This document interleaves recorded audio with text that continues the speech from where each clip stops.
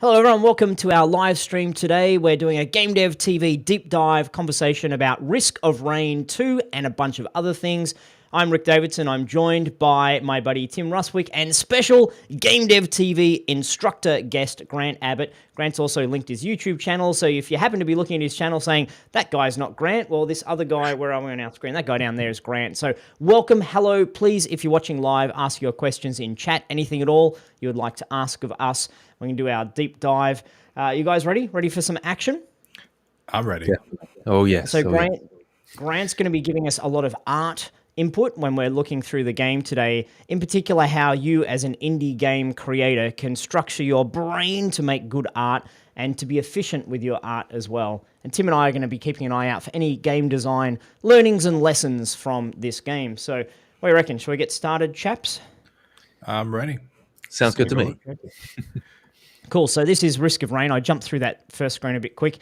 A bunch of characters to select. We can go through some of the designy things later on after we've had a bit of a look at the game, but I'm going to select a very basic character here who is the engineer who's already on screen and jump into ready and just run around the game a little bit and have a look at it and talk about why it's good. I've been playing this game a bunch. I think when I first looked at this game, I thought, ugh, that art looks a little bit, I don't know about it, but now I kind of love it. So, Grant, what are you seeing here as we run around and look at the art style?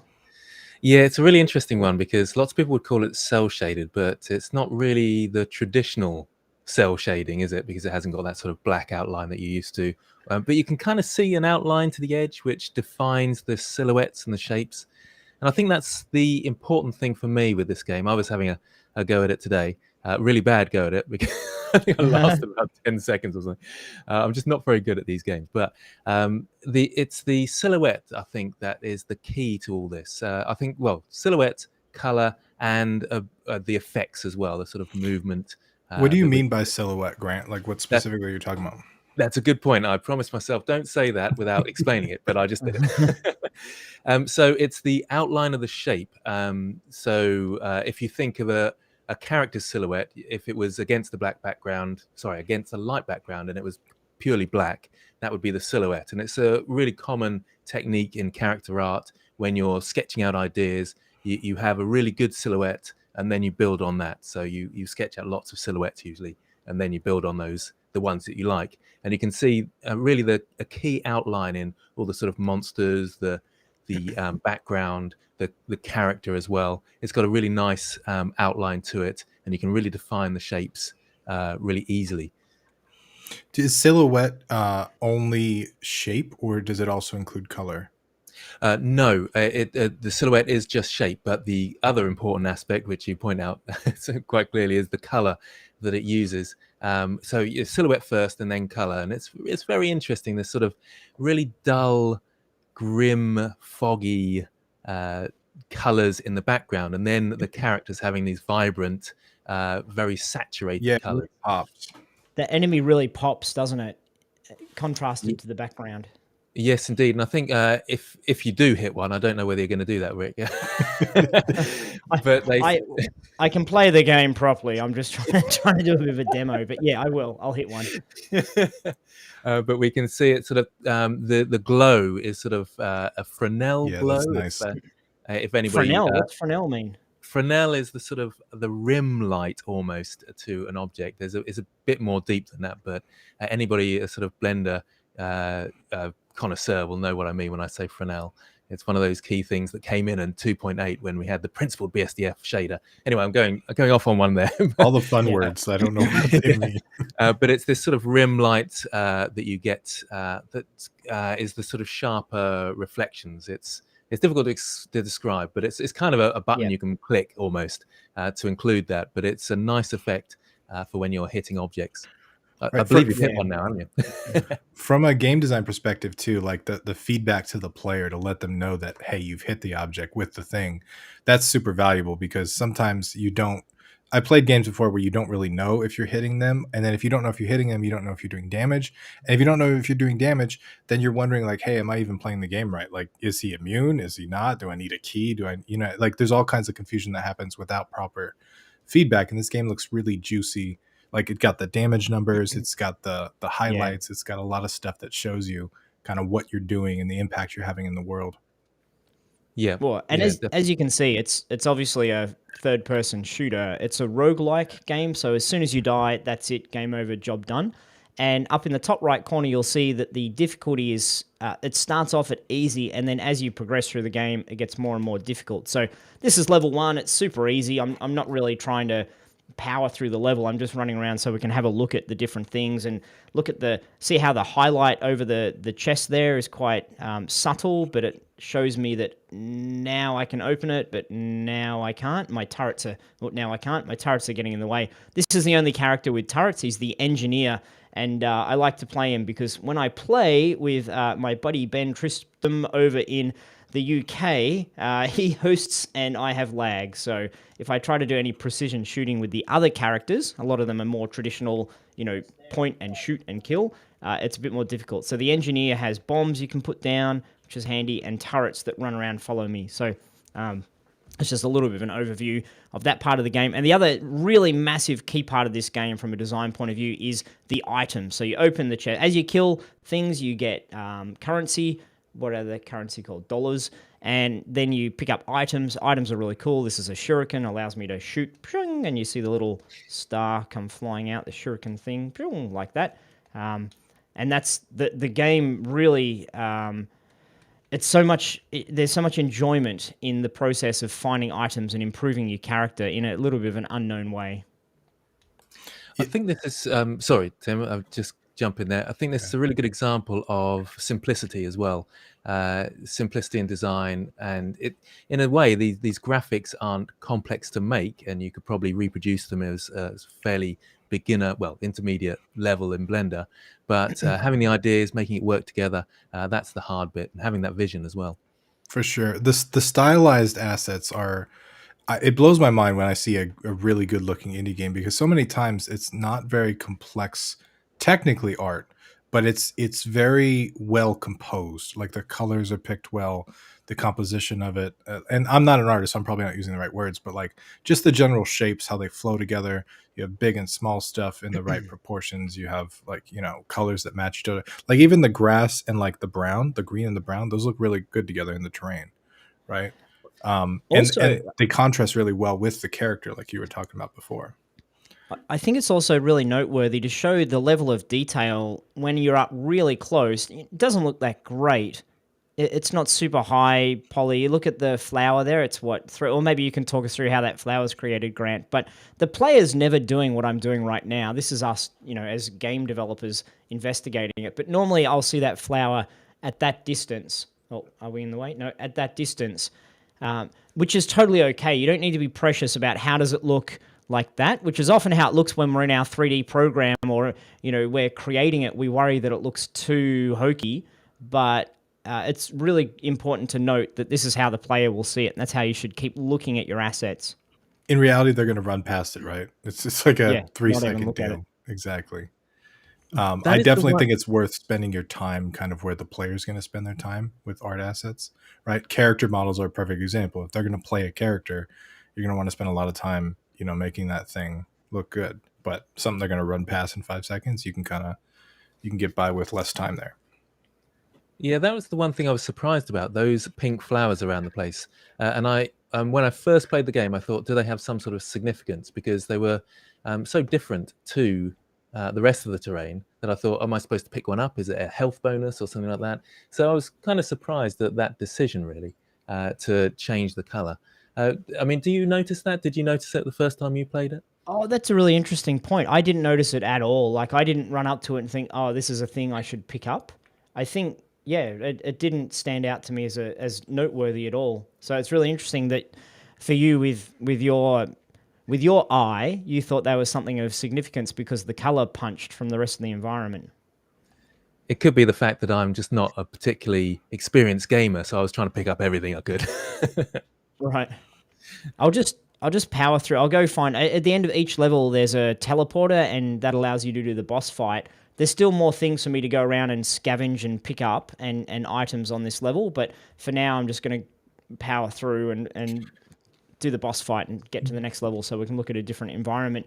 But something I was looking at before, I think it was one of these crates, just showed that shading approach that we were talking about before, how there's a distressed look to it. Oh, now I'm going to get my little healing mushrooms pop up. A distressed look to the crate, but it's significant in that it doesn't really look like other games, which I think is super important. Yeah. The crate doesn't look like other games as far as like the crate goes. I said that really poorly. The art style doesn't look. I don't look at this and think, oh, this is exactly like such and such. Someone before, pardon me, was comparing it to, was it Breath of the Wild? They were comparing it to at first glance, but the more you look at it, it's not that. The shading is different, different style. So there's a uniqueness to it without being too over the top unique, if that makes sense. Yeah, for sure.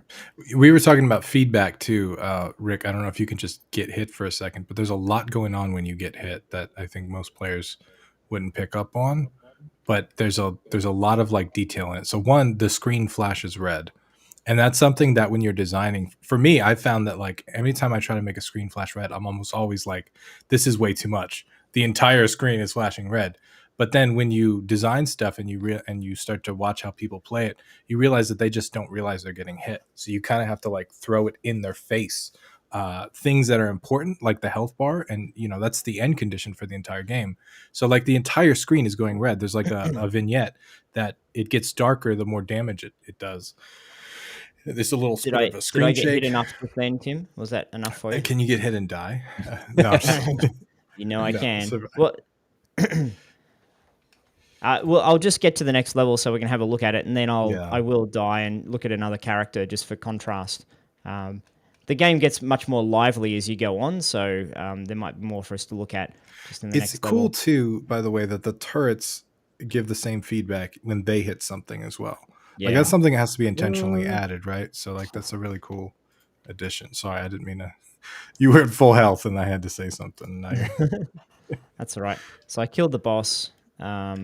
And pretty easy on the first level. Killing the boss gives me a reward. We can look at the design a little bit more in a moment. But if you see the items here, there's color coding on the items. There's white items, green items, yellow items, and so on. And you can see really clearly surrounding this item the green outline. So I know exactly straight away, oh, it's a green item that's different to the white items. I was going to say better, but not necessarily.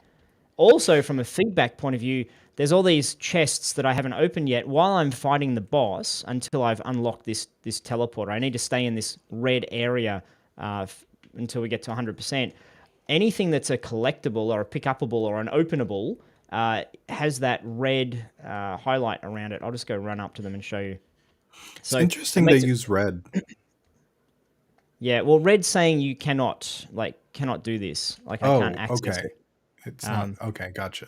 But it's a really interesting feedback mechanism because not only is it saying you can't access this, but it also gives me a hint on where these things are. So as I'm fire you up, as I'm running around, I can see this is a pretty good vantage point in this particular level. Oh, and now I've unlocked it, or now I've finished the 100%.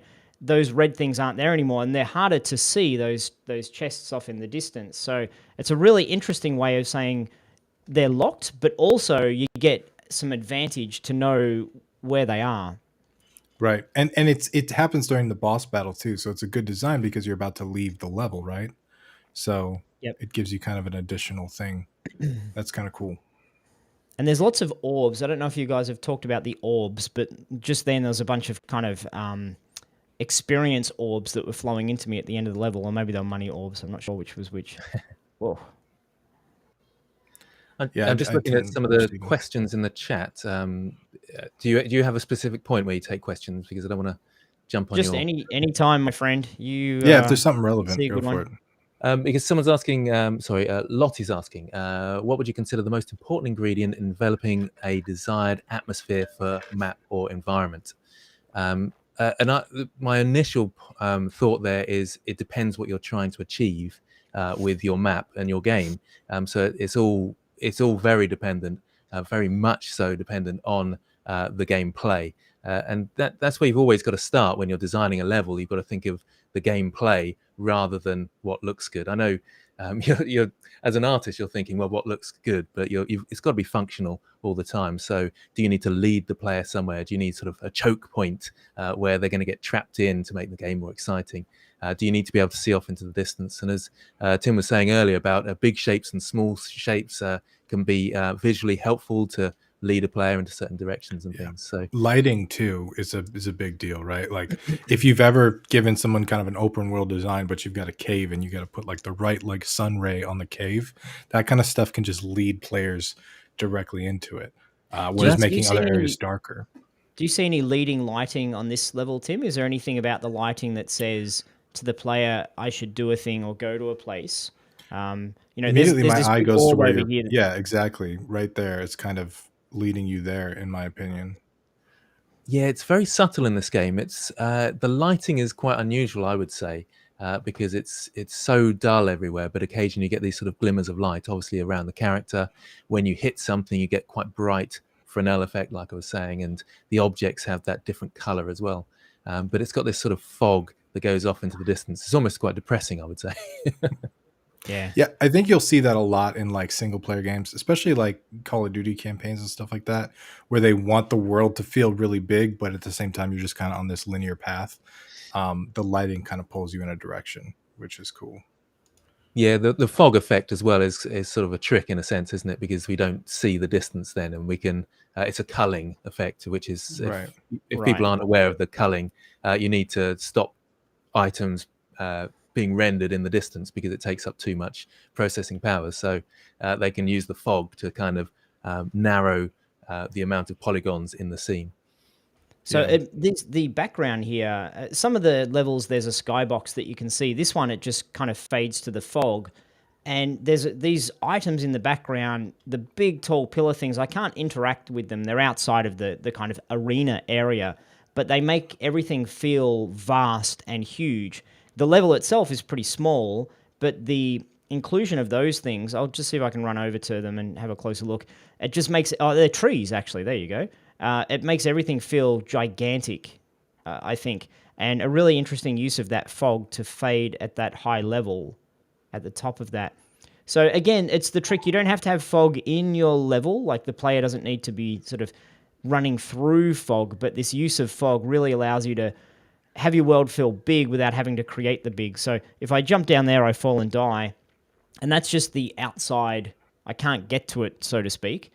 But it's an important aspect of something to have. And a really good mechanism in a game, actually I'll do that now, is rather than doing the wall, is often what we teach, do the wall around your level so the player can't see off in the distance. This is the other way of doing it, which is just to have a big drop off, and you can see it, but it's massive, and before you actually reach the ground, you respawn and nearly dead. And lose a bunch of health, which is saying, hey, you shouldn't do that. Don't go look at our bad art, off the level itself. But it's also cool though, because some games will kill you and permanently like make you start over. But this is a roguelike, and it knows that you may be really far in a run, and when you die, you essentially have to start over. So that ultimate death punishment is a very, very harsh one. So it's kind of cool that they dialed it back a little bit, right? They still punish you, but it's not quite run ending, which is cool. Rick, what keeps happening when like some green mushrooms appear and it heals you? What is that about? So I have an item which is the bustling fungus that I picked up, and if I stand still for a second, then I start to heal myself. And instead of just, so you can see the green numbers appearing over my head, showing literally, I'm about to die, showing literally, I did die. That was showing literally the amount of health I'm increasing. And also those mushrooms on the ground were saying, you're stopped. We hereby declare that you can heal yourself. Whoops. So I'll quickly just show one of the other characters for contrast. I will show... This menu is interesting too. Like it's very minimal. The colors are kind of... There's a bunch of different colors, but they're all kind of... They match, I guess. Like their saturation looks... Like it's weird. Yellow, pink, purple, red, blue. I wouldn't think to use them together, but they kind of work together here. Well, let's have a look at the characters and see from a silhouette point of view. We were talking about before. This is the starting character, who's a bit crap, but that's what starting characters are for. They've saved themselves the animation of the face. Like he's just got a helmet, which is quite interesting to do. I think they all just have neutral heads. So that's one of those things, rather than trying to do the face and the nose and the whatever, and also from a racial point of view, it's good because these characters they're not white, they're not black, they're not Asian, they're just characters. So no matter who you are or what your ethnicity is, you can project yourself onto these characters without feeling like that's not me. He's wearing a green helmet, but he could be anyone underneath that. So I think there's a lot of things we could probably look at now in terms of not shortcuts that the team took when they created their assets, but keeping it simple and not putting in details that aren't critical, perhaps. Clever design too. Like I think that makes a really good designer when you can do more with less, right? I see what Grant was talking about the silhouette though. Every single one of these characters, if it was just purely black and white, the shape and the outline of the characters is completely identifiable and different.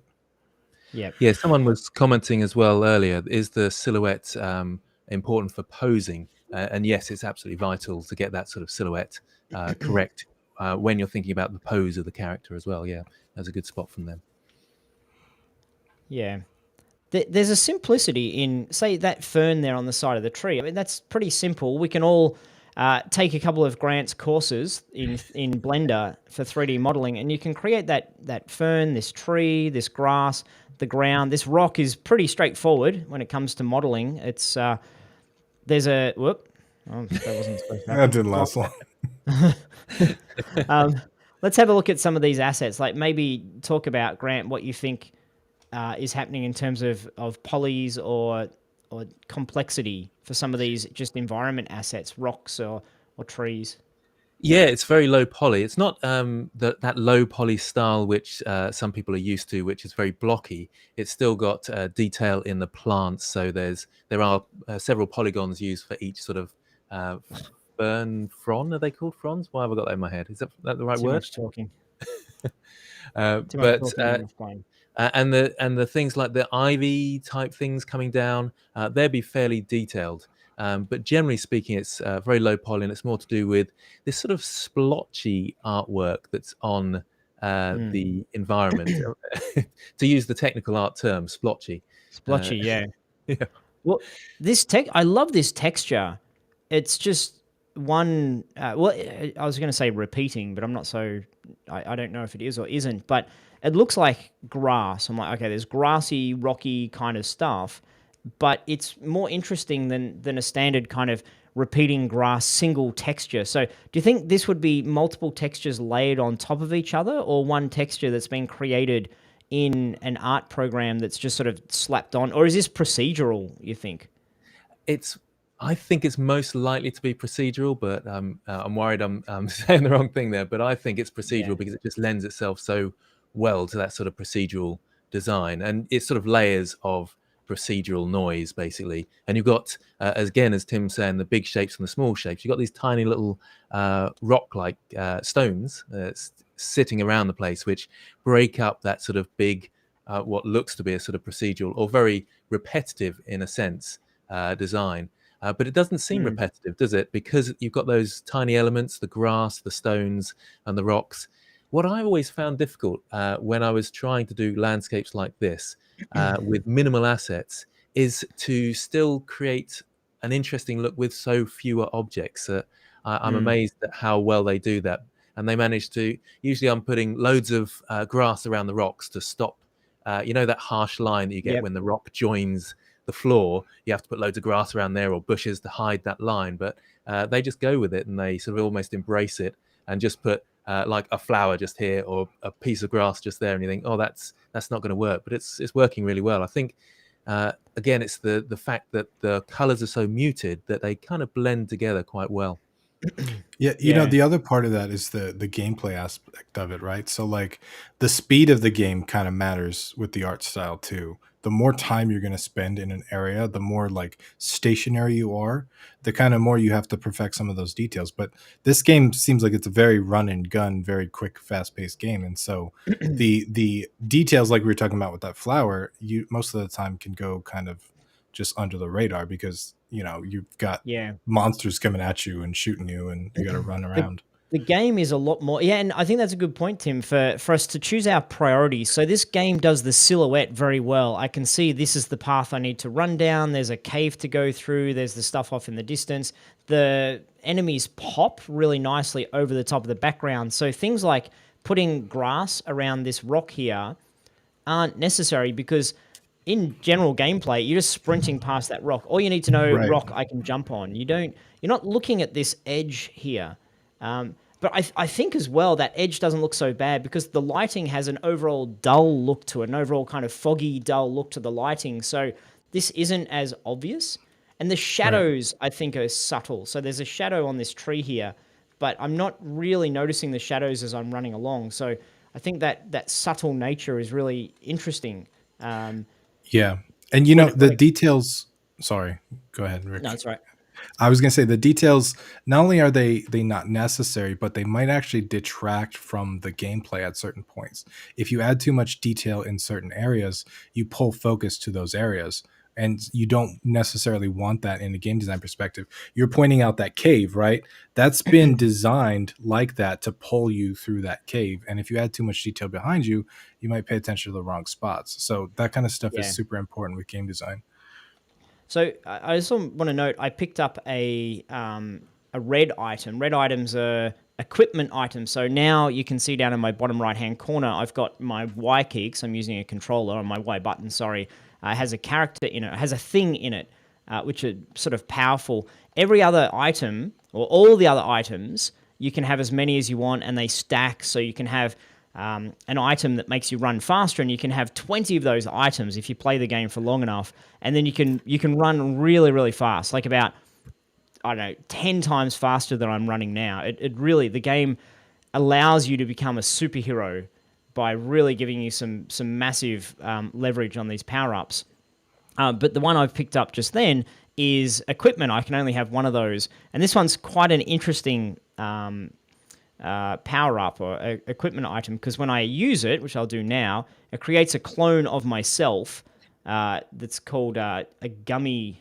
I'm the captain. So you see on the left hand side, I've got a drone. I didn't mention the drone, but I picked up a drone. It's flying around me. This is a healing drone and healing me. And my other character is running around shooting and has all the abilities that I have, or all the powers that I have. So he's out there shooting and killing and hopefully taking out some of these enemies. So the game, from a design point of view, is a real interesting study. You can see he just used his other power, these missiles coming in. I think he might have died, which is fine. But it takes the game. Oh, get out of there. Okay, frozen. It takes the game and all the basic elements of a regular shooter, and then by having these abilities, it extends the gameplay so much. Like the additional things you can get and can do can really transform the gameplay massively. So here I picked up a squid polyp, which when I interact with an interactable now, in other words, opening up chests, it'll put a little turret on the ground. So it's basically the game design. I imagine they would have said, let's start with a shooter, make that fun, and then what little things can we add to it to make it even more interesting? Let's add this power up, let's add this ability, let's add this mechanism to the game. So it's Yeah. really good study. One of the things I love about that sort of design is the kind of systemic nature of 1+1 = 3 sometimes. Yeah. Like these items can combo in very different ways with very different environments, with very different enemies. And sometimes you find stuff that works together in really interesting ways. And normally it's really hard to make a game like that because in a level-based game, for example, if you acquire items in level A and then you're on level C, you kill the boss way too fast or whatever. Like that balancing is hard. But in a kind of procedural game like this, a run-based game where you just kind of die and end your run, you have to start over. You can make these crazy, powerful, crazy combo items because Yep. you're not going to see them every run. And so it creates this really unique, interesting experience that I think you can only kind of get in run-based games where you kind of start over. It requires that like ultimate punishment to have that ultimate power, if that makes sense. Tim, I also want to talk about the thing that I love with indie games, or indie game philosophy, or game philosophy in general. It's not just indie games, but you can see there's these little, I don't know, they look like they've got a shell on their head, the brown characters, and there's a blue one. They're the same character, same animation, same model, but a different color and different health. I love that. It's one of my favorite things to do. You get two enemies. They feel entirely different. So and let me just kill some of this mob. But these guys here, they're sort of a base grunt level creature, not too difficult to kill, the brown shelled ones. But then the blue ones, they when they explode, I'll see if I can explode him, or when I kill him, he releases, normally, don't make me look silly, oh, he's made me look silly. They often, sometimes, release that freezing dome around them that freezes the character. So there's a logical connectivity there. So now that I've killed these guys, I can go chat about it. This one here, often when it dies, because it's the blue one, it will have this this freeze thing around it. And it's blue. It looks freezy. That makes sense. There's a connection there. And from a creation point of view, this one here that I'm pointing at and that one there that I'm pointing out, nearly identical. That one's blue and it's got a thing on its head. And then the gameplay is a little bit different. But you can get so much mileage out of one asset rather than having to create an entirely new asset, which I really enjoy. Yeah, that's a kind of good design principle too. The other thing is, where's this guy? There's the flying guys. It's great to have flying guys because you don't need the animation. They just float. So there's some complex animation on these guys. There's so many times where I've, technically I've cut corners because I went the easy route, but going with the flying enemy just because you don't have to animate it, I actually think can be a smart choice sometimes, right? Like you did the thing that had the same impact with less work. Like that's okay. Like it's okay to not have faces in your game because they're hard. There's nothing wrong with that. And if you go with that and you embrace that, I think you can make a better game than if you tried to make faces on your characters, even though you're not that good at it, Another thing from a design art point of view is these levels are handcrafted, so they're not procedurally generated. There's some randomness on which level you play. So we've played level 1 a couple of times and it's been different, but there's 2 or 3 level 1s that you play. So it's been hand placed. And this jump height, as a beginner character, I can't jump up onto those. I can just jump up onto that bit, but it's a bit of a struggle to do that. However, if I pick up an item and get a double jump, then I can go jump, jump, and jump up on it easily. So there's a way to show the player progression by giving them something a little bit difficult to do. And then when you get an item, there's a meaningfulness to it because I can get to a place more easily than I could have before. And I like this idea of having things that the jump is a difficult jump to do and not have it that I can easily, perfectly just make all the jumps.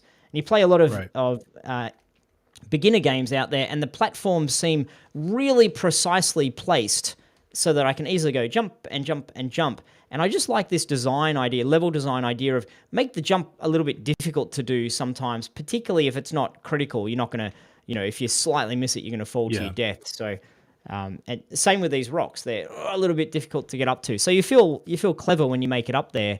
After you've played the game a little bit, you know how to time your jump to do that.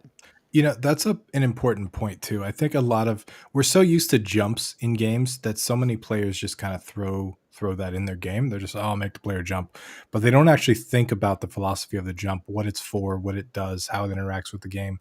And I think specifically with setting up your level around the jump height is something that's super, super important because I made a platformer. Okay. I realized very early on that every time I tweak the jump, I have to tweak all the levels.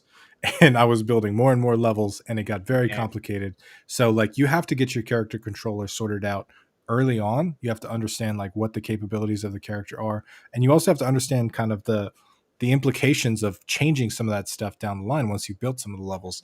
And all that stuff too. And I think sometimes it's worth actually looking at your design and saying, does this game need a jump? Because that's the other thing. A lot of games have come out now that don't have jumps. And like at first it's like, why can't I jump? But it's like, oh, you don't really need to jump. And it eliminates a lot of problems too. Like you can't just jump over everything and get out of the box and, do all kinds of crazy stuff. So, just think about it from a design perspective, everything that you put in your game. So I'd like to just have a little look at the color language that the game's showing us. I know we've talked about it a little bit, but just to zero in on that. There's a language that you learn really quickly. You know, red is bad. Here are enemies shooting at me. They're red. There's times where you can't pick up something. It's bad. With the exception of the equipment item I was talking about before, it's red and it's actually a good thing. So it's interesting they break it a little bit there. When my drone is healing me, it's green. Green is healing. You know, pretty universal kind of language for Right. green, good and healing, and red, bad and enemy. And then we've talked about the dullness of the landscape, that it's not super vibrant and bright. Even the lights here don't really pop out. There's not a lot of glow. There's just a little bit of what's the word? What am I looking for here? Emission. Thank you. I was going to say immersiveness. I'm like, that doesn't make sense. A little bit of emission on that. And then the icons have an outline around them. So if you look at the icons on my HUD up in the top middle up there, there's a white outline for all of them except for the one on the left, which is my little orb thing that floats around me. This is different. This is from the expansion pack. It's a void item. So the void item has this purple language to it. This thing here, there's this purple swirling stuff on the thingy there. And when I access it, it's all a purple item and purple glowing and purple stuff. So again, the language is being used to train the player. When you see these purple things, then, oh, that's a void related thing and there's different rules to it. So I'm going to grab that. And then here's the teleporter. The teleporter, so that you can find it, because it's a little bit tricky to find, it's got these red kind of sparkly particles that are floating around. So again, red is bad, or red is enemy usually. Even when I highlight over this, it's enemy, so it's red. I'm not going to, after I play the game for a little bit, I'm just going to subconsciously realize, oh, that's not going to heal me because it's got a red thing on it.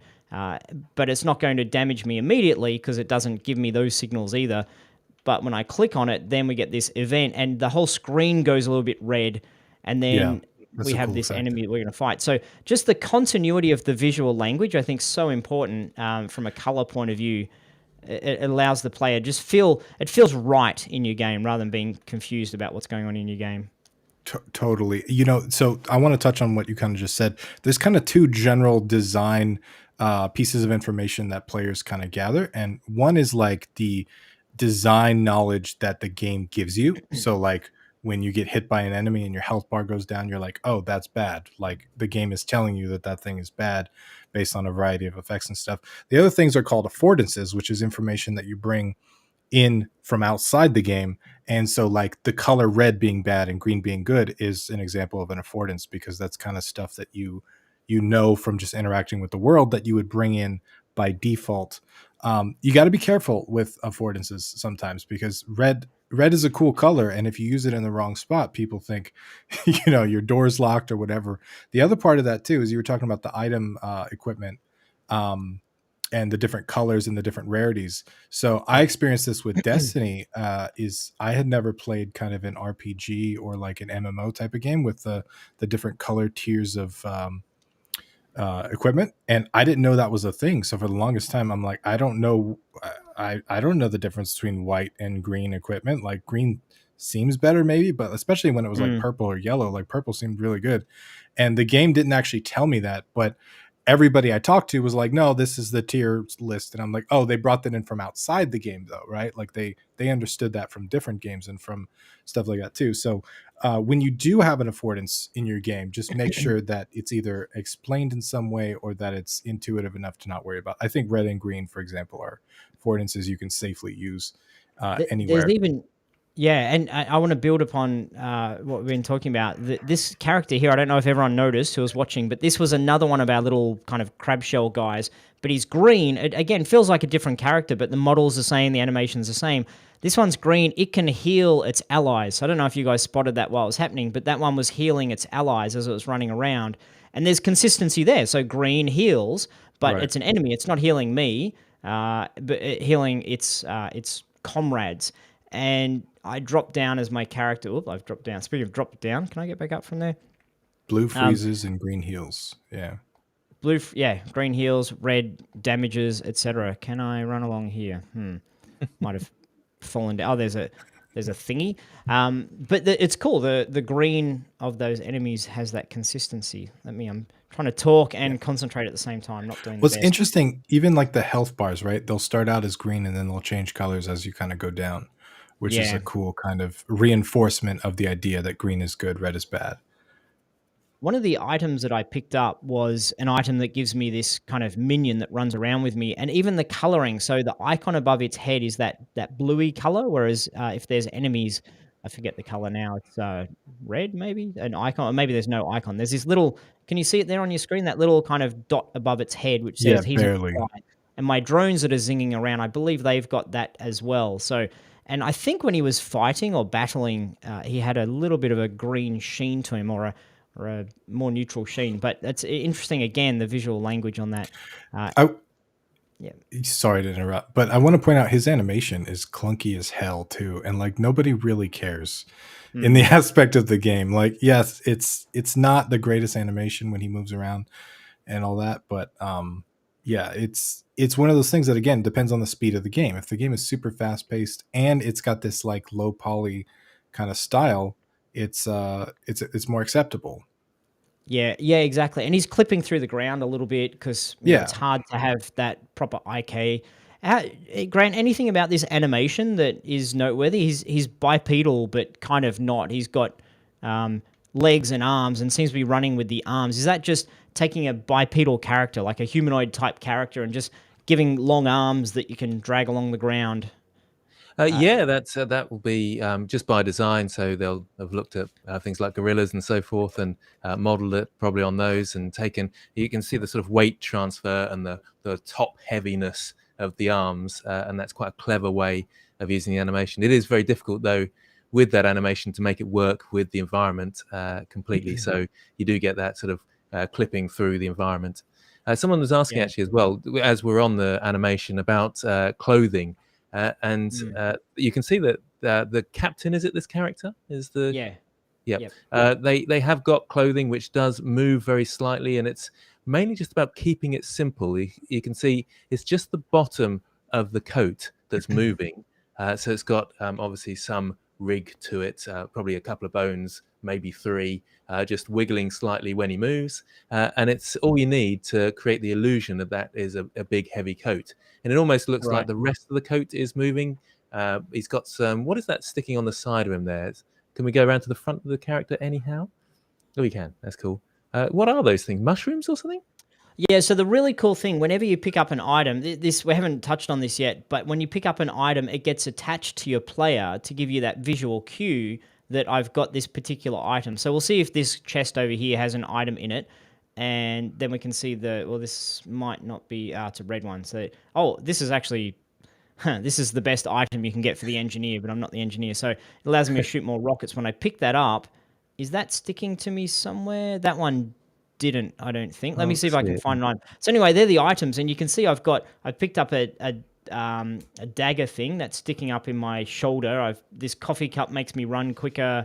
I've got the fungus thing there. And when you move around, they sort of just jolt up and down, don't they? And whenever it's switched around, the same thing. It's the same animation being used, and it jolts up and down. Very, very, very simple, but applied to every single object that you get that sort of moves with your character. It works really effectively, and it gives it that sort of life, I suppose. That's another really good point, though, is this in-engine animation, right? Everything doesn't have to be done in Blender with bones and stuff like that. There's a lot of stuff in the game that can be kind of animated in code that I think is more dynamic and stuff. One of the things you notice with this big guy, for example, the screen shake is adding a huge amount of weight to his character when he moves. Even though his animation might be clipping and a little clunky, the screen shake when he kind of runs around like a giant gorilla really adds to. I hadn't even noticed the screen shake. That's well spotted, Tim. It's subtle, but yeah, you can feel it, and obviously you can hear it if you've got the audio going. But those two things combined make you feel that this guy must be powerful. Yeah, there's a lot of that going on here. There's a lot of juice in this game. So if you have a look on the left leg, the left leg of the character, and the right leg, I didn't notice it before, but those two items that I picked up are now strapped to the character's legs. Which is really interesting. As you play the game, your character becomes this kind of treasure trove of just crap that's attached to you. It makes you feel more powerful. It changes the whole feel of who you are as a character. It's not just, okay, I've got my HUD up the top, but it feels, the relationship between item and character feels really interesting. You can see him strapped to my legs as I run along. It's really cool. And the bounce is just such a good effect too. Like the little... I don't know. Oh, okay. Yeah, I know that. Yeah. Cool. We'll see where this one goes. This makes me run a little bit faster when I'm sprinting. Where did that... Can we see that? Oh, it's over on the right-hand side, on the pocket there. So I've now got this energy drink, and when I sprint, I run a little bit faster. So, there's a little effect when you sprint too. Do you see that little like particle effect? This one... Yeah, there's like particles coming off you. Stuff like that that's really subtle. Like just like the screen shake, it does a lot to kind of let you know what's happening. I assume that is sprint, right? Or is that something else? Is that a healing item or something? I think that's because I've got this fungus that heals me as I run. So you can see the green stuff coming off me. So yeah, there is a slight animation on the ground, isn't there? Sort of dust coming up almost. So there is a particle. If you run, there is that sort of particle system illuminating to sort of running. And the animation as well, right? He's like leaned forward as he's running. A lot of that stuff doesn't ever get consciously noticed, but it gets subconsciously noticed. And you start to kind of be able to glance at the screen and kind of understand what's happening because of all those subtle animation cues.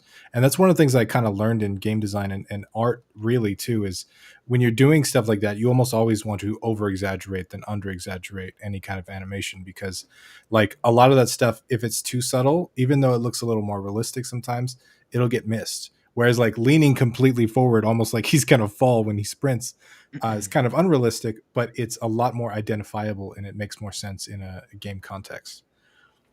Also, you go. Sorry, Rick. I was just one more thing on the animation. The speed of the animation as well is important. I don't think we've mentioned that yet, but the bigger the item, the bigger the scale of the enemy, the slower it's moving, and that gives the illusion of size, whereas the smaller characters running quite quickly, legs moving fast. That's even a really good point. Even though the sort of pace of the movement, the distance traveled is often the same, but it's just that speed of the animation is all important for giving the idea of scale. That's true. You don't see really fast, really large enemies, right? Like that seems weird and awkward. That makes a lot of sense. If you do, they're like mega scary bosses. That's like, oh my goodness, he's huge and he's running quickly. So there's a fear factor there. I wanted to point out, when we first started the game, reviewing, looking at this game, it was all pretty empty, slow, not much going on. Appreciate the world, figure out the controls, kind of stuff.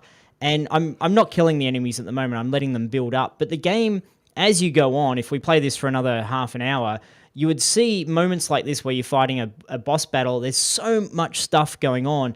There's these particle effects flying out of my little thingies I've put down, things shooting at me. There's tons of them. There's my minion guy running around. There's my drones flying through the air. The game gets busier and busier, and I think it celebrates that. So you have moments where you're thinking, what the heck is going on? And you're just trying to pick an enemy out and survive. And, like a lot of these games, you don't stand, the moment you stand still, particularly as you're fighting a boss or later on in the game, you just get smoked, like one hit, one kill kind of thing, just destroyed.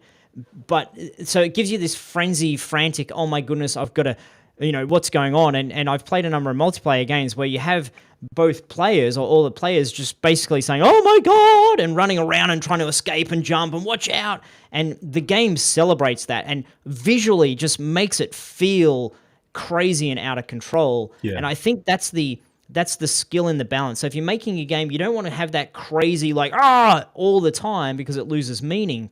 And you don't want to have just like now there's not much going on. And if your game is constantly not much going on, it feels very bland and boring. So again, this is one of those beginner mistakes that you pace your game so it's always like one enemy, kill the enemy, another enemy, kill the enemy, another enemy, and that becomes really boring after a while. So you've got to vary the pacing and have moments where it's just out of control and moments where there's calm. And so this game's a great study for that, to see the way they balance the calm and the frantic throughout a gameplay session. You know what, too, is we were just talking about how bland the landscape is, and I think that's needed for the chaos in the design, right? Because if you've got this really detailed, really like colorful design, and then you've got all this chaos and all these enemies everywhere, it's going to be completely overwhelming. But because the landscape's kind of so bland and so predictable, it kind of supports that chaos in the enemies really, really well. Yeah. And even I've this kind of wooden thing, like you look at it, it seems detailed enough, but because that toon shading kind of effect smooths it all out, it's not visually. There's not a lot of grain to it. There's not a lot of texture, so it everything pops in front of it without this looking too kind of like when you've got a camera and depth of field and everything's a little bit blurry in the background. Even though I'm right up close to this, it's got a little bit of that blurry in the background, even when up close, if that makes sense. Yeah, very true. You know what? I don't know what it is either, but it looks like it fits there in that world. Like it looks matched. This is Gundaraj has just said about the music also helps. So when things get more frantic, does the music increase? That's what they're suggesting. I know that does with other games, but I don't know whether it does in this one. Yeah, you know what? I turn the music whenever I'm playing online with someone. I turn the music off because it kind of gets in the way of being able to have a conversation. So I'm not sure if we do have that dynamically based music. I don't think so. I don't think the game is doing that because there's always this frantic craziness going on. So if the music was trying to adapt to what's happening in the game, it wouldn't quite make sense for this. It's different to a level based game, like a story based game where I'm plodding along and I'm on rails, I'm going through my level, and then something happens and it's more dramatic. This game, because it's a more of a frantic roguelike, there's always action. I don't think the music would need to do that in this particular game. Yeah, it makes sense. Yeah. Dynamic music is a really amazing tool, though. I'll never forget, like in Halo with some of the dynamic drums and stuff that would kick in. So you'd have the theme, and then the drums would kick in right when you hit the enemies, and it would like match the music perfectly. It creates such a powerful emotional feeling when you do that right. But again, procedural game, it's a lot harder to do that in than like a game with set waypoints and stuff like that. Apparently the music does get more intense as you charge the teleporter, and it tapers off when you leave the charging range. That makes sense. That is the one moment where it's predictable. The game can predict you're doing the boss battle, when you Right. charge the teleporter. So that totally makes sense as the time for the music to do the crescendo and You gotta really have that go boss crazy. music. Yeah. It's iconic. Yeah. So if there's any other questions for those watching in the live chat, we'll wrap up the review in a moment. Then we'll get to more of a general discussion and general questions. But does anyone else have any questions about this game? Oh, Goat Hoof, the best item in the game, makes you run faster. So again, if I can get into some light here, now I've got this Goat Hoof thing on my leg. If I can show it there, my right leg. Visually, it's your character's just getting busier and busier, really cool, running a little bit faster. And as I said before, you can get a ton of these things. So your character just transforms, becomes this real superhero over time, where you can just get to the point where you can nearly fly. You can just do jumping without limitations. So what am I trying to say here is that often games will say, okay, we'll let you do a double jump. What this game does is you can pick up an item, which is a feather, that allows you to do a double jump. If you pick up a second feather, you can do triple jump. If you pick up 10 feathers, you can jump 10 times, or maybe it's 11 times. So you can basically reach anywhere. And the game says, you know what, the player feels amazing when they do that, so let's just let them do that and not stress about maybe they're going to go do something that breaks the game. If you jump too far, we'll just teleport you back to where you left from, and we'll just not have anything that's based around, we really don't want the player to reach this point. We'll let them reach those points, and even celebrate that by having some things way on the top of a level that you can only get to if you've got 5 feathers, and then you feel really special when you get up to that point with your 5 feathers. This sort of like ledge level design too kind of really supports that gameplay concept.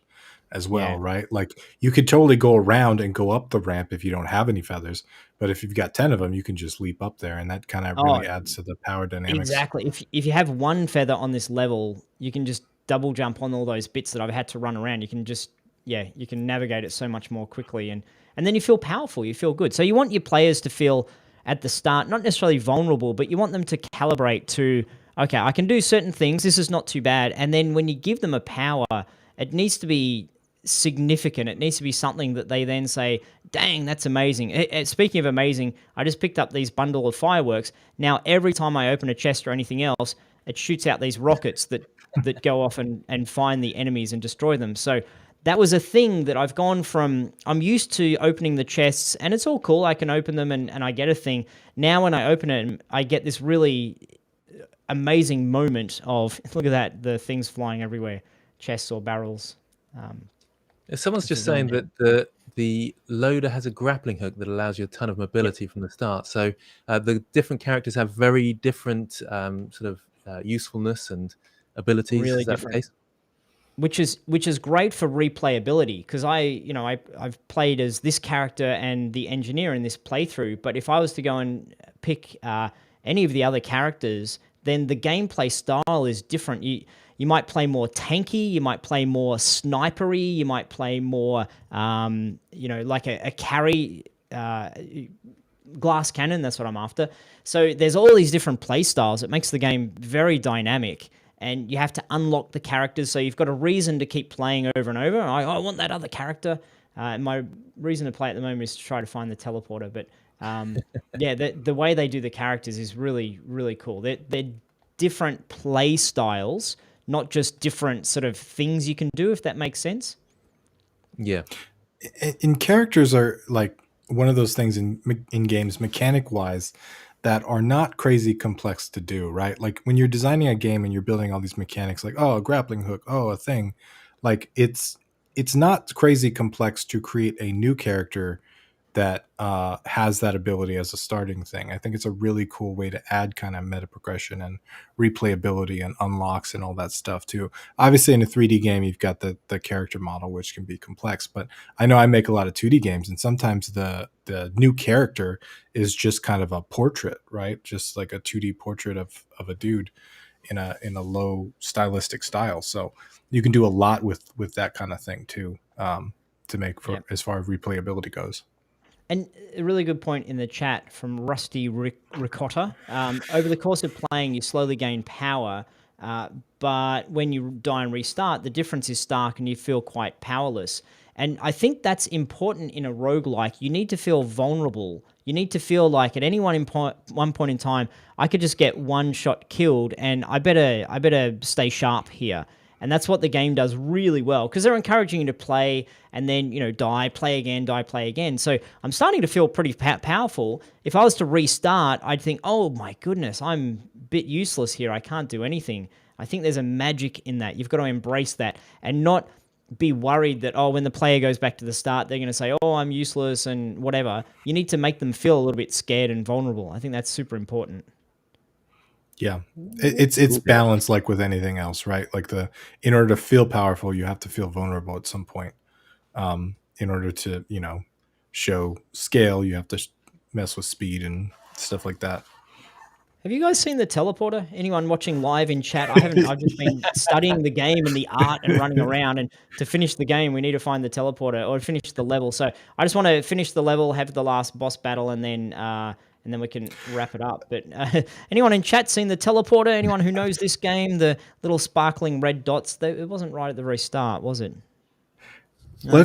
Can we have a chat about that real quick though? So does this game have any sort of waypoints or anything else that would direct you there, even eventually?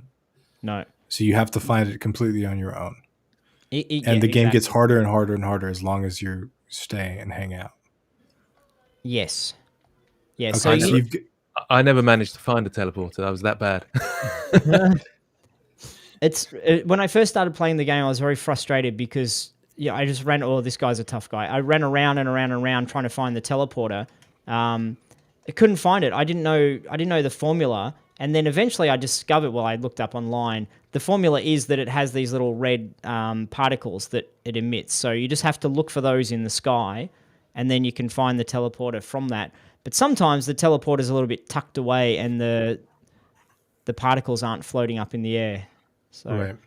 Now, is there an advantage or an incentive to actually kill enemies? yes, you get coins, you get money. You get coins, and you use that money to open those like little shop Open the things, or chests. Yep. right? Yeah, Okay. so it's super important, and that's something that once you get to a certain point, I'm not worrying about the money now because I've done what I needed to do and picked up most of the chests. So by the end of playing the level, you've got all the money you need. You're not kind of worried about trying to scrounge for money. Oh, I think, can you guys see particles there? There's a little bit of You're red. Here at we go. the risk part of risk and reward now. Where is it? Where are you? Where are you? Is it down there? Sorry, I know this is... There it is. Look at that. So it's a little bit hidden and tucked away for this particular... This has been an unusual spot. So we'll trigger the teleporter. We'll see if I can actually defeat this boss without getting smashed. What is it? It's the Grove Tender. So again, the bosses have their own things. This guy shoots out whatever he's shooting out there. Chains, oh crap! I better concentrate. Yeah, chains. Chains. You guys commentate on the gameplay and how poorly I'm doing while I try to actually just stay alive. It's very chaotic, and it's got a lot of juice, a lot of feedback, which is cool to see. But I love the boss battles too, though, because they're very unique and interesting. They seem to all have different moves and stuff like that. But at the same time, they kind of bring the whole experience to an end. It's kind of like wraps up the current level. I think stuff like that is important.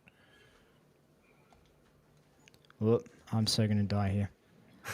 You got this, Rick.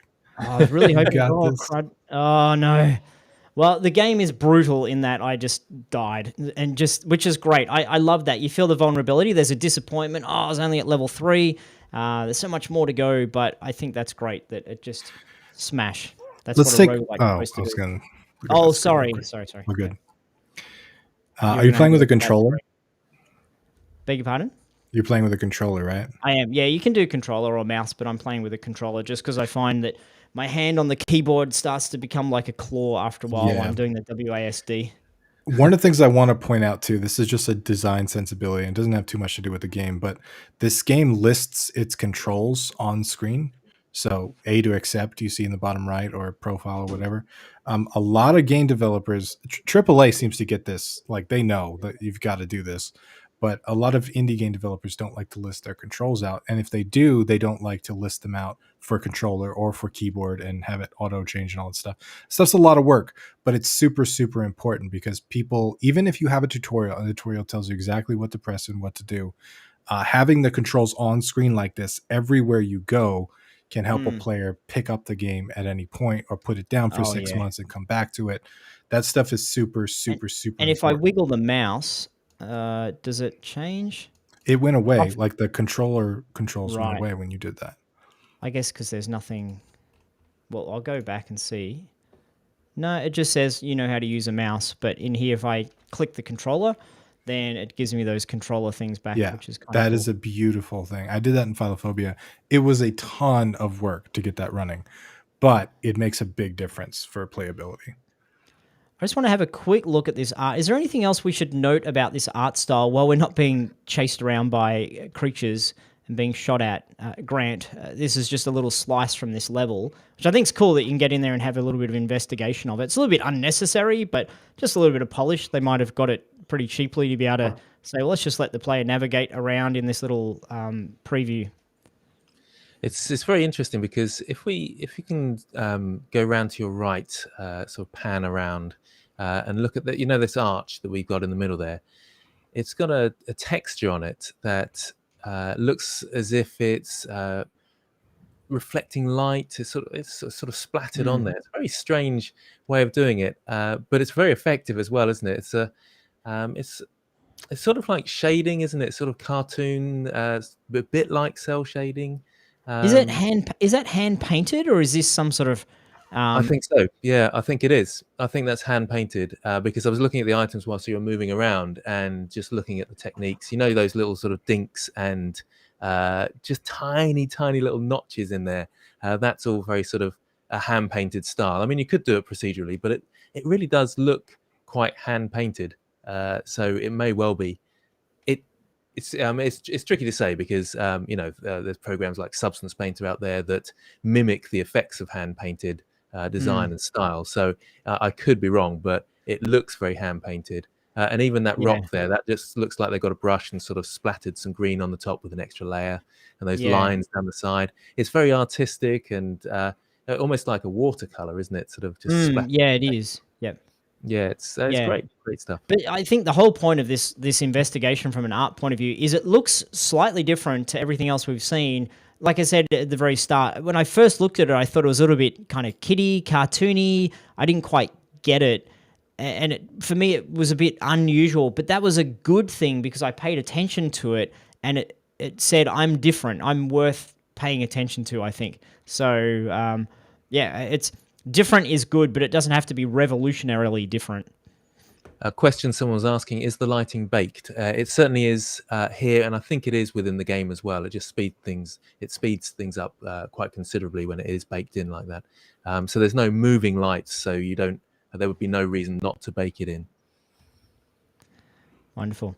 So we've done a little bit of a job of answering questions, but we'll take 5 minutes of questions, or maybe more, but probably 5 minutes. So if you guys have any questions that you want to ask, particularly while Grant's here hanging out with us, thanks to everyone who's come and joined us from Grant's channel. It's cool to have you here hanging with us on the GameDev.tv live cast, which we do every Tuesday, 5 p.m. Eastern Standard Time. So if you've got any questions about art, about indie game development, about the meaning of life, or any of that kind of stuff, then shoot it our way now. Happy to answer. And if you've got any like, I really want you to have a think about this, or I really want to ask you something, then come along at any of our live casts and shoot those questions our way. If you're watching this not live, come along, join us next time and ask us some questions. Would you guys consider making a GTA clone tutorial? What do you reckon about that, Tim? That sounds small. Yeah, out of all the games I could make, I would not attempt a GTA clone. That's a big deal. That's like asking if you want to like build a city when you're learning how to like woodwork. No, I'm good on that. Maybe in the future, if technology progresses with the crazy Unreal stuff, they might have a city generator. We can do some cool stuff with that, but at the moment, it's probably a little out of scope for stuff.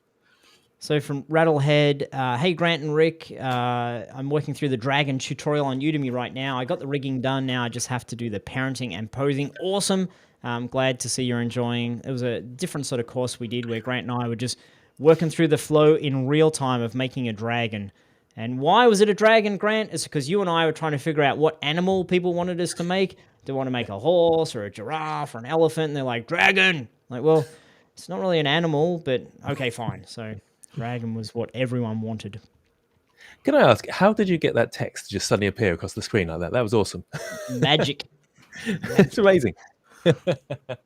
Yeah, we're using Restream as our tool for this, and Restream, I think because we're hosts and maybe you're not, Grant. Not that you shouldn't be, but I think... You can click on the chat. Can you click on it? Can you do that? Anyway. I think it was... Someone turn it on so off. Rattlehead asked about a hack and slash. I think a hack and slash is probably doable in the future. That's a good compromise. It's like, thank you, Rattlehead, for being reasonable and be like, okay, well, I've asked for GTA. Let's dial it down a notch. Eventually, we'll get to, what about just where you click a button? Can you make that for me, guys? Yeah. Will the new Blender course have procedural textures, Grant? So if you don't know, Grant is updating our complete Blender course that's been around for ages and giving it a Blender 3.x, we'll call it 3.1 or 3.2 are we up to now? 3.2. 3.2, giving it a 3.2 makeover with all new sections, all new stuff. If you currently own the course, then you'll get all the updates for free because we love you guys. Procedural, was it procedural textures, Grant, or not quite in this course? Yes, well, yes, because I talk through what procedural textures are, and we add some procedural textures to things, but it's not an in-depth look at them where you're sort of combining and mixing and all sorts, because it is a beginner tutorials. So yeah. Yep. Question on where did that one go? Oh, it's been retracted. Oh no, here we go. So, question for you, Tim. I reckon. Hello. How important is localization? Can it be an afterthought? How important is it? Depends on how much money you want to make. Can it be an afterthought? Cheeky. No, I really don't recommend you do localization as an afterthought, because what happens, let's say you have a bunch of text in your game, right? You've got the your buttons say play, start, settings, whatever, and then you've got, maybe descriptions or whatever. If you hard code all that stuff and then you go back near the end of development and then try to localize everything, it's going to be a nightmare, because you've got all this text in code and anything. Better way to do it is to put all of your text in a database and then reference it from the database. So every time you've got a blurb on screen that just says some text, reference it from the database, and you can just call that file english.json or whatever, and you've got it all kind of in your dictionary file. Then localization is super easy. You can hire a localization company. They'll just change it all for you, and you've got a different language that you can just load into the game. But you can't do that if it's an afterthought. If you think ahead, it doesn't take much extra work to localize your game, because everything's in a database, and it's almost as fast as just hard coding this stuff. But if it's an afterthought, it's a nightmare to do, and I wouldn't recommend it. So yeah, but it can have a huge impact on sales, depending on your genre. Like, some genres do really, really well in certain countries, and they do extra well if it's in our language, right? So it's important to keep in mind. Here's a good question for Grant. I think when you make your tutorials, how many times do you have to redo the videos when you make a mistake and re-record? I heavily edit the videos, so if I make a mistake, I'll usually sort of just restart that section. But if I've moved around the scene loads, then that's really awkward, because I can't sort of cut back, and sometimes I have to restart if I make a silly error, which happens sometimes. And sometimes, yeah, I'm a heavy editor as well. I know Sam is more of a if you make a mistake, just go back and start again, as opposed to kind of chopping and changing the whole way through the video and doing a lot of editing. So when I'm starting a new section, or if I haven't recorded for a while, it takes me. I'll start recording. Normally, it's within the first 30 seconds or so. I'll just say something dumb because my brain's not warmed up yet. And be like, oh, we're going to do a... Okay, I'll just start that again. I'm going to start again. So I've done 5 or 6 or 7 of those sorts of things. That's not uncommon. But once you get a flow on, it's a little bit better. Question is for Grant Abbitt. Lots of good course-related questions today. Hi, everyone. My question is for Grant.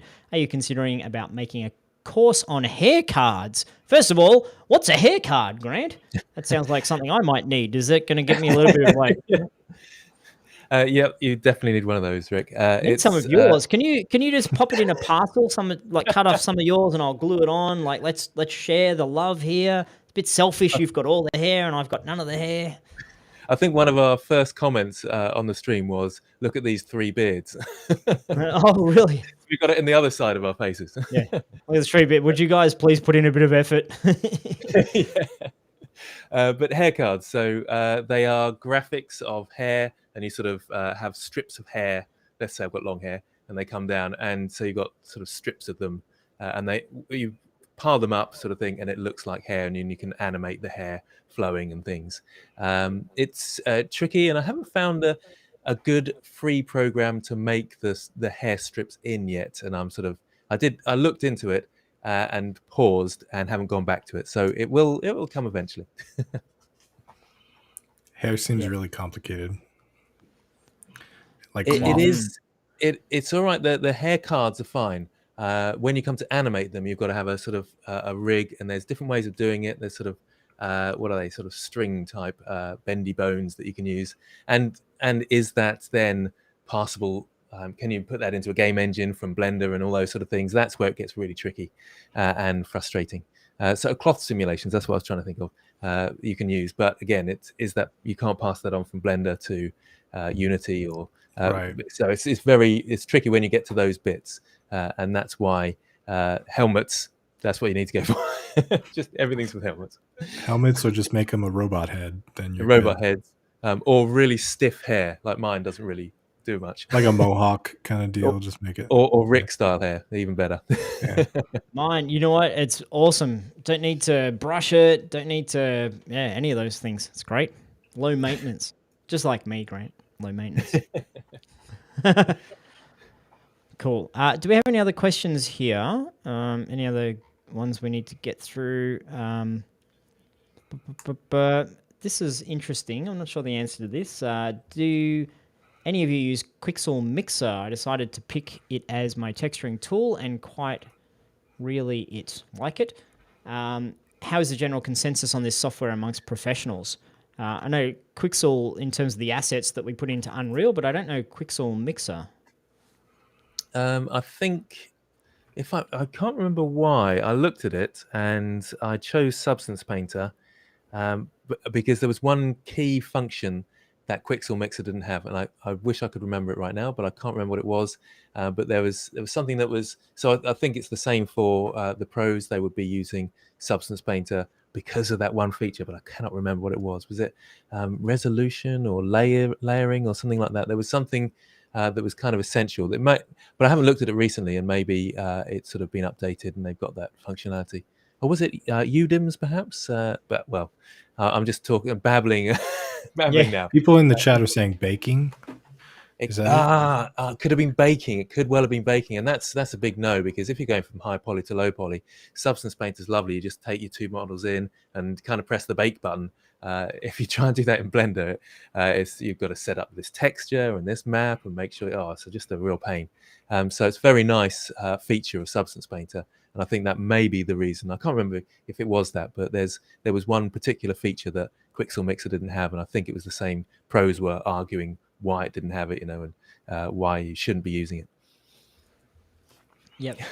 Grant, so texture versus vertex paint, which one is better for exporting from Blender to a game engine? Good question, and it's difficult to say. It depends on the game, what type of performance you're trying to get out, what kind of art style, and it's a little bit. I think it's more tricky with vertex painting, but it depends how you do it, because vertex painting relies on the vertex count, whereas texture painting, you can have a really low poly object, but you can have loads of detail in your texture, and therefore do more with it. So you've got that limitation to vertex paint, but I think I'm right in saying, and is most commonly the case, that vertex painting is faster for processing, but that depends again, because you might have a high poly object because you need more vertices. So it swings and roundabouts, as they say. It's tricky to say. Hopefully that slightly answers the question anyway. Slightly. Question for Tim. You spoke of external database for localization. I'm pretty new to coding, so is there a course which provides this? It's pretty engine dependent. I think whatever engine you use, if you search like JSON dictionary or something like that, you'll find how to do it. It doesn't necessarily need to be an external database. Like, it can be in your project. It can just be a text file. It can be a CSV file, which is just a text file separated by commas. Some people just create spreadsheets and then, like in Google Docs, and then they download them and pour them into the game. Like, that's perfectly doable. It really depends on your engine. Like in Construct, which I use primarily, dictionaries are a big part of JavaScript, and it's a HTML5 platform, so they're just built in. But dictionary, database, or those are kind of the terms that you want to search for with your engine on Google, and you can find kind of how to do it. Yep. Yeah. We do cover, as Lottie's pointing out, in our Unity RPG course, where we go through dialogue and quests. Is it? We create a dialogue system in that. I think that would give the facility for localization. So it's not. I'm not an expert on localization in terms of technically how to do it, but it's less about I need to have this big magic database and more just about in your engine having the tool just be able to draw from somewhere. Yeah. And in the industry, we often just use spreadsheets, so it's just pulling from a Yeah. like an XML file. So it doesn't need to be super complex. It's just Unity, I think, and Unreal, I imagine as well, but I know more. Unity has ways of saying, do we grab it from there or grab it from there? So Yeah. maybe through scriptable objects or maybe through some other system. The main takeaway is you just don't want to hard code your text into the game. Like that's a really bad practice. You want all of your text in one spot so you can just swap it out. That can be difficult if you're hard code, well, you're baking in, you're creating your asset as user interface, for example. So if you've got this nice text that you've made somewhere else and you have an image that is the text. So if you want to do localization, you wouldn't do any of that images anywhere. You'd try to have icons as much as possible. The best localization is like the game we were just playing where the icons speak for themselves. So it makes sense what they are. And then the text, when it appears, it's just literally text that's been presented on the screen. It's not baked. Yeah, the good thing you brought that up, Rick, because the other kind of philosophy behind localization and changing to different languages is to use minimal text and voiceover as possible, right? So using iconography instead of text in a lot of places can really, really help. The other thing is like I have voiceover in my game, and we're talking about localization right now, and we went back and forth on whether or not we should localize the voiceovers. You don't have to. You can do partial localization. You can do just text. It's not ideal, but it's usually enough to kind of get people to be able to play your game and stuff like that as well. But the other part of it too is like you have to think about, voiceovers as a significant workload to localization when you're doing that stuff, right? So you got to think about that stuff ahead of time, and it's one of those things you definitely kind of have to go through the process to really understand the magnitude of the decision you're making. So yeah, it kind of comes with experience a little bit. Yep. Awesome. So I think they're most of the questions. Hide that one. Most of the questions. So I think we can wrap up there. We went a little bit longer digging into that game, but it was good fun. Hopefully folks watching got a little bit out of it and thinking about your game that you're making at home and how you can draw from these principles. Maybe not to get to that standard just yet, but think about the things we talked about in terms of color, in terms of shapes, silhouettes, complexity, and just get out there and do it. Just get out there and make your game. So, Tim, thanks for hanging out with us. Grant, thanks for joining us today. Hopefully you come along and join us for a live stream again. I know it's late for you in the evening, so thanks for staying up into the wee hours. I know you're an old man and these things are tough to do, so so really appreciate you being here with us today. Thank you for all the excellent questions and comments in the chat, and we will see you guys again next week for another live stream, 5 p.m. Eastern Standard Time on Tuesday. Bye, everybody.